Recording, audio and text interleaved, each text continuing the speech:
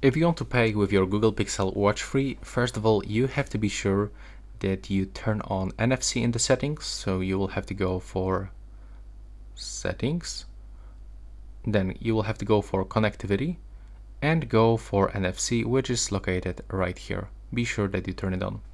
Now, as you can see, we've got this option Tap and Pay Google Pay, and the Google Pay is actually the default application that we have on this device. So we have to be sure that we are using the latest version of the Google Pay application. And to do this, we have to open the Google Play Store, go for search and input phrase Google Pay. Now go for search. And as you can see, we have to actually update because I was using the old version of the Google Wallet.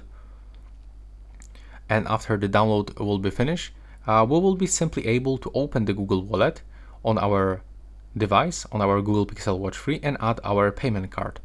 So when I go back from this one, I have to open all apps screen.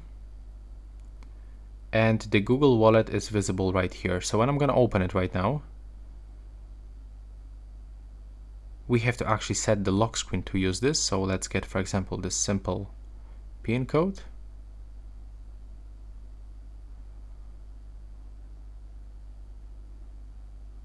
Now when it's finished, we have to wait.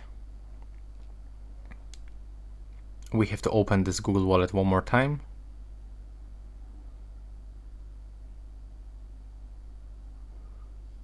And as you can see right now, we are able to click here and add our payment card. So now we are redirected, and as you can see, we can add the payment card to our watch. So when you click here, you can select if you want to add the transit pass or the payment card. So you can just click here, and now you can scan your card so you can line it up with the frame, or you can enter details manually. So the card number, the valid date, security code, card holder, your region, address, and then you will be able to click save and continue. And after this, you will be able to simply move your watch when you try to pay. And yeah, that will be all. Thanks for watching.